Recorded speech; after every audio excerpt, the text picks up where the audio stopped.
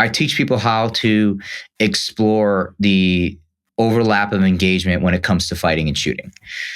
That's a pretty concise way to put it down, but unless you truly get out and practice the stuff, and you actually go and you're put in these situations and these training methods, a lot of people don't realize the depth to what it is in that statement. And like, let's understand one thing, right? Like especially in this business, people are very statistically driven. They want to be objective as far as like, what are the odds that they're going to find themselves in these situations? We are not necessarily exploring the odds of a situation. And it's certainly true that what we explore kind of crosses a wide disparity of tactical circumstances that you're going to find yourself in.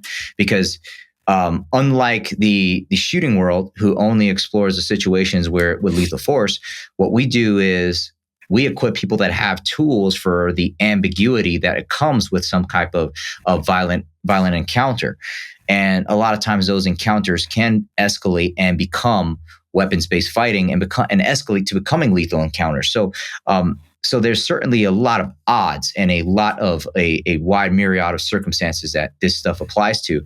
But the other thing that we need to understand is that we're also trying to unpack and navigate the problem that has dire physical consequences. We need to think about what's at stake if we're not involved, and also the underlying conditions that come with that, because objective people, they tend to focus on content, right? They think about what exactly the skills, and they don't understand as far as the underlying emotional, physiological responses that come with that, and just kind of, and specifically, I'm talking about fear or dread, and I think that's really what we do, is that we basically provide we provide you tempering and conditioning in ways where you're going to be exposed. You're going to have somebody in your face. You're going to have to perform under pressure, and you're going to get an honest training experience, despite how much training gets limited in terms of degrees of artificiality for the sake of safety. I think we provide the most honest training experience for high stakes situations possible. Yeah, I think so. You started out with trying to kind of summarize it in a brief statement, and that's been very challenging for me to do. And I think you did a good job there. But it's also, if you want to have this conversation, there's context that comes to this, and you have to be in a situation where somebody's willing to kind of listen to it. And here's my story. A quick story on that is I had to leave early on Sunday morning, so I missed the final day. I needed to get back. My mom had a birthday. We were doing a celebration for her, and so there was a family gathering around the dinner table. And my brother, God bless him, who's really kind of disconnected from a good deal of this, and it's just not in his mindset or whatever. I love him to death. I wish it was a little bit more, but it isn't. And he asked me, so what was this thing about? And so I have to really back up and go, well, how do I explain this to him in a way where he's just automatically like, dude, that just sounds fucking weird and I can't do this, right? Kind of thing. Like, I don't understand any of that. And I think that, interestingly, with somebody who doesn't have a connection to it at all, I think it's a challenging conversation to have with folks that do have a strong connection to something, like in the world of sport, like competitive shooting or competitive BJJ or martial arts of some level, whether that's, whatever they've chosen. It could be judo, could be kempo, could be whatever it is, right? To like, where's the crossover, and how do you make it make sense for somebody? And what it really comes down to is kind of deconstructing everything. And the only way to deconstruct something is to know what the full construction of it looks like. And if you're limited in terms of your exposure or experience in those things, that can be very difficult for somebody to kind of break down the constituent parts. And what I got from this year was my awareness of what those parts are. So when I was watching and listening to instructors and students go through their process, was the technical skill of deconstructing the technical skills, right, necessary, while also providing an overview of where this might have shown up for them in their previous experiences, having not a very in-depth knowledge of where each person comes from. And so going back to, kind of being public about it, I think when people see it, they recognize there's something to this, but they can't connect the dots, between like what they do. And I think, like, again, the theme on what are we doing here, specific, and how is this different from like a points-based or a sporting type of event where we have a very specific objective to take somebody's back, submit them, whatever. And you're always working towards, look, I'm always working towards this specific goal. And being down here on the ground is a good thing, right? In this particular application of, let's call it BJJ as an example, like there's no problem. I can be down on the ground. I can be on my back.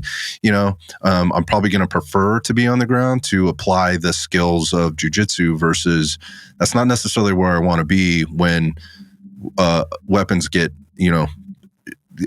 put into the mix, and getting your mind around like, oh, all these things I know and I'm really good at, like I need to rethink this in this particular application or this particular context. And I watched people this year, again, with a greater depth of understanding of that, really take that in and really be able to process it in a very short amount of time.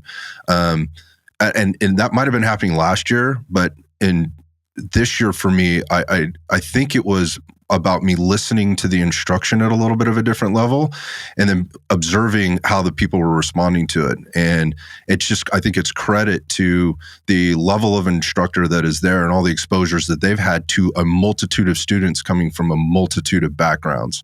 And I might add this for people that are listening to this that are unfamiliar with the Combatives Summit and what's kind of going on there. This is not helmets and gloves and full speed ahead, everybody's getting grounded and pounded kind of thing. That can happen at some of these courses that these instructors are teaching, but that's not what's happening here. Maybe we talk about that a little bit.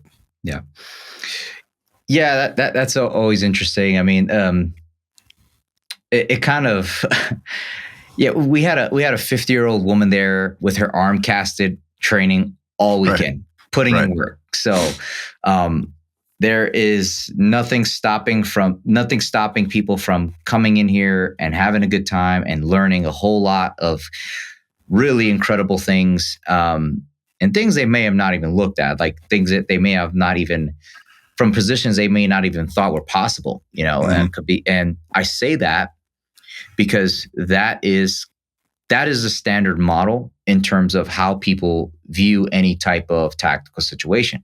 They really think about it from the lens of how what they do solves these problems. Right.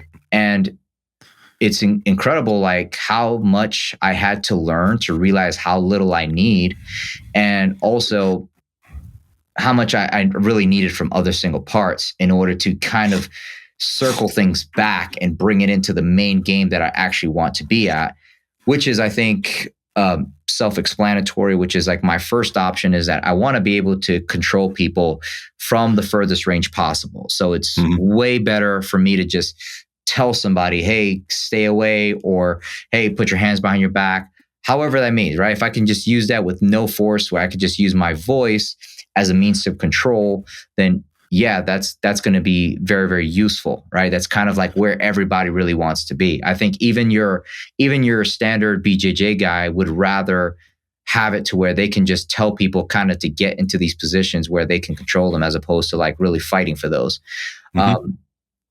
There's all kinds of ways to get back there. And I think people, they kind of get stuck in option one. You know what I mean? Like they never really take things to like, okay, what happens if the person gets within gun range and they're able to grab the gun? Do I have a secondary? All right. If I don't have a secondary, what kind of position do I have to put myself into where I can escalate force or de-escalate as needed? And, if I'm an armed person, right, whether CCW, military, police member, it's a weapons fight because I'm bringing one with me.